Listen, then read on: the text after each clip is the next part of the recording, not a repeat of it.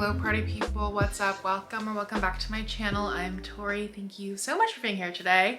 For today's video, I wanted to talk about inspiration, more specifically how to find it or kind of how to claw yourself out of a inspiration slump. Let me just say I was just there because I was having an existential crisis about literally everything happening in my life. I'm always online. I'm social media manager by day, and then I like to make YouTube videos on the side, but I do kind of feel like my hobbies and my job kind of force me to be creative very often. So I wanted to share with you all some of the things that I notice about myself when I'm starting to feel uninspired, and then some of the ways I combat that, or when I'm especially in a really hard slump, how I pull myself out of it. Whether or not you identify as a creative, I feel like this is also just some great advice on how to change up your mindset or kind of just to get yourself into a better mental state. So let's get into it.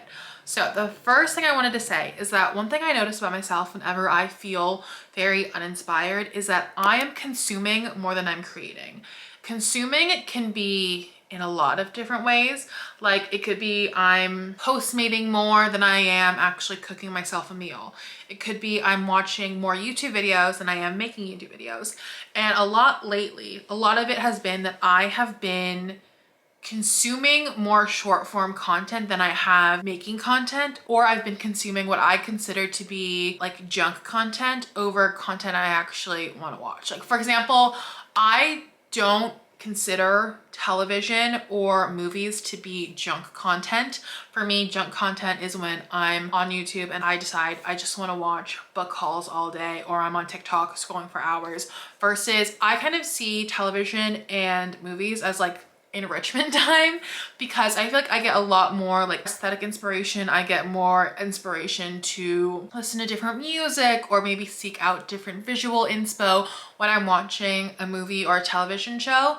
And for a long while I was binge watching Girls. When I was watching Girls, my love for like the fashion that I really loved as a teen kind of was reinvigorated, and then I was kind of on, I would say, a positive rabbit hole of like, you know, how did Urban Outfitters change throughout the years? I was really admiring like the costume design in Girls because it really felt like a time capsule for that era of the 2010s. I'm also watching like Daisy Jones and the Six right now, and I am starting to feel more inclined to like revisit the music from that genre, or kind of just go back and figure out how I can incorporate more of the items that I see like Daisy Jones or Camilla or Karen wearing into what I normally wear.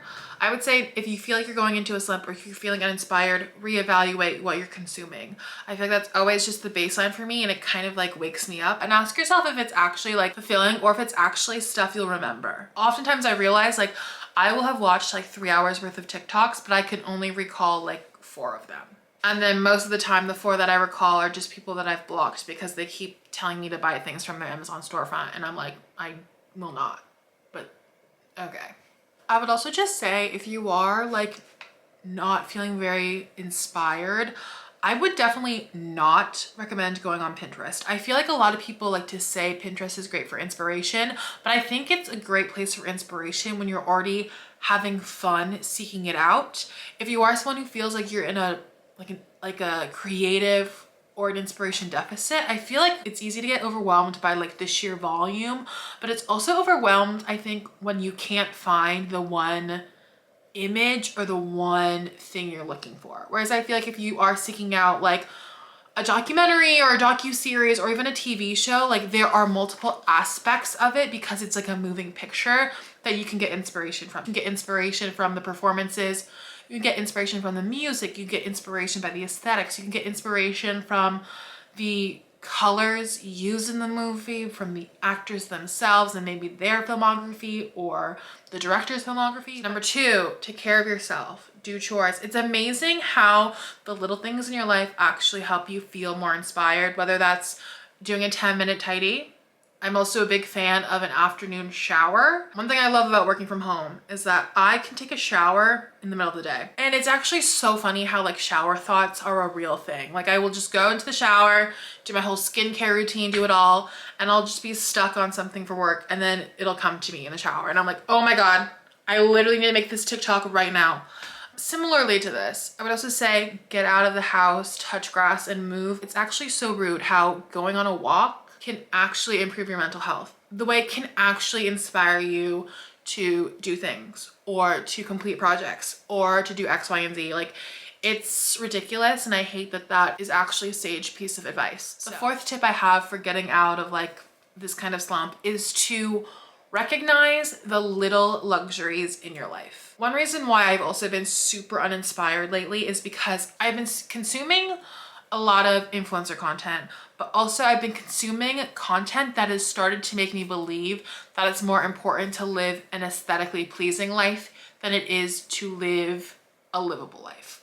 No hate to these content creators. Honestly, it's like my own warped perceptions and my own mental health, but I've just been consuming way too much content of like girlies who like move abroad, or girlies who are homeowners and own the most lavish homes with the most amazing vintage collection of furniture.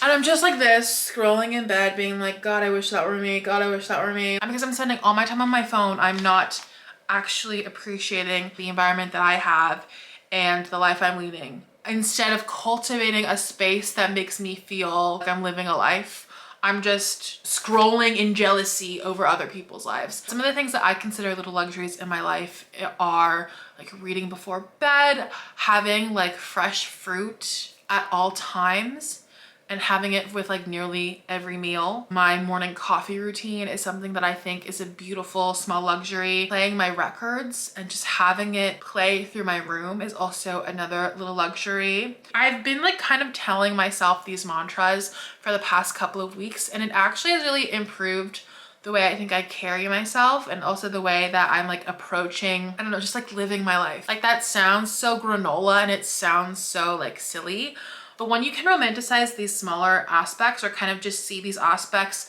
as luxuries, I think it helps you feel like more grateful. And I think that people who are grateful and people who are, I don't know, more thankful for the life they lead, I think they always just carry themselves better. So I want to be a thankful person. And so for me to be thankful and for me to be inspired, I need to think of certain things in my life as little luxuries. The next thing I do to get inspired is I like to create physical art. I've kind of just been trying lately to get back into things that I really love and that also have a final physical product. A lot of my life just revolves around the internet and just very like abstract things. Like, everything I make, it's ephemeral. They are pixels on a screen. Sometimes I just need to create something that is tangible, that is real, that I can hold in order for me to feel like, one, accomplished, but also that I have created something, that I was in this state of creation. I like to collage a lot, and sometimes the thought of collaging in one day is very overwhelming. So instead, I'll just like dedicate a day to going through all the old magazines that I have, all the old books that I thrifted specifically for collaging. It feels meditative. I'm not someone who loves yoga, but I love to be a little meditative state when I'm just like flipping through gorgeous photos. Editing Tori here. I would also like to say, I know I mentioned earlier that I'm kind of against Pinterest when I'm in an inspiration funk, but I think the big difference between creating a Pinterest board and creating a physical collage is that there's just something different about the medium being physical. And I also think when you have a finite amount of images to sort through, it kind of forces your brain to hone in on what you actually think is aesthetically beautiful or something that you think is interesting. Whereas like when you search for something on the internet, because the internet is so endless, you will eventually come across it. And I think the idea that it's somewhere in the beyond can also make inspiration harder to find. Whereas if you know you have 100 pages in an old coffee table book to find something to go along with this abstract theme, you will find it. The next tip is to seek out written content about things you are excited about. I feel like for me personally, one thing that I love to talk about and one thing that I feel I am an expert in is celebrity pop culture. So what I have done recently in the past is I used to follow a lot of the culture writers that I found to be very interesting, and I would just follow them always on Twitter for their little quippy thoughts. But a lot of these reporters have actually created their own newsletters, their own Substacks, and I have begun to follow them. Substacks do come with a cost. There are some people that I follow who create their Substacks for free, but there are a lot of people who charge $5 a month for their Substacks, which I mean, I'm more than happy to support because I feel like we should support writers. But another way that I found inspiration is to seek out these sources for reading materials. I'll list some of my favorite writers on the screen or down below, but a lot of them I really did find through social media, through like TikTok and Twitter, just because I found them to be absolutely hilarious. And then you're like, well, of course, all the girlies who are super funny on TikTok are also incredibly eloquent and have so many interesting thoughts and so many things to say. Especially since Elon Musk like owns Twitter now, I feel like I'm actively trying to distance myself from that platform. And a lot of my favorite culture writers have done that as well. So now I'm just like, okay, well, now that I can't have your quippy tweets, I'm gonna go read your in-depth analysis on the Succession season 4 trailer. I know this video was very weird and is not usually my kind of content, but I hope it helped you. I just wanted to kind of inspire you outside of my usual fashion and clothing niche, because I feel like when you feel inspired and you feel more creative in a general sense, it also just makes you feel better about yourself. It makes getting dressed a lot more fun, and it makes you a more fun human being to be around. So yeah, that's it. I hope you have a beautiful day. I will see you for the next one, and if you made it this far, I love you so much. Bye.